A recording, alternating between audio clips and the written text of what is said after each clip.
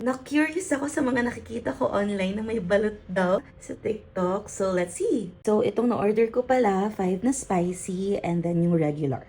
Siyempre, natakot din ako na baka mabilis lang yung expiration date. But no, sa July pa siya. Try ko din i-check yung iba. And yes, same naman na puro July na expiration date nila. So, nag-iinit na ako ng tubig ngayon kasi ibababad natin for 5 minutes yung mga balot. So, yan. Dalawa lang yung nilagay ko sa mainit na tubig kasi ako lang yung kakain. Gusto rin ng kasama ko sa bahay, kaya yan, nagdagdag tayo ng isa. Spicy daw yung gusto niya. I think okay na to. Medyo babad na siya. So, meron na rin tayong sukang manyaman dito sa gilid. Try na natin i-open to. Open na natin. Set up lang ako para makita nyo. So, eto yung itsura ng balut. Try natin siya. Hindi ko alam actually kung sa patulis or dun sa palapad siya kailangan buksan, pero bahala na.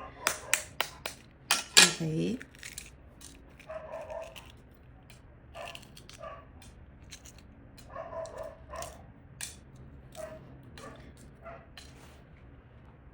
Oh! Wait lang, inumin ko lang. Sarap.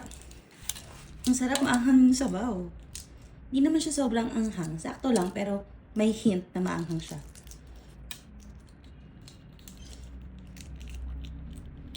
Kung nagki-crave ka ng balut, tapos wala sa area nyo, pwede kang bumili online. Wow! So, lagyan na natin ng sukang manyaman. Sarap! Kain! Pakita ko pala sa inyo.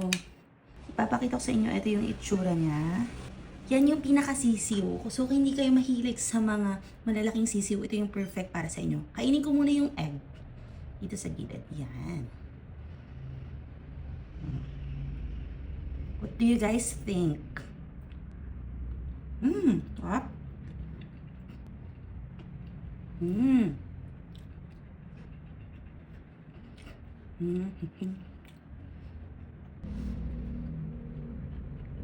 Try ko naman ipakita sa inyo to.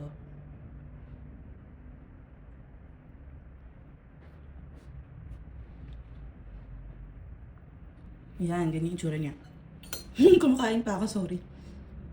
Lagyan natin ng sukang manyaman. Okay, kain!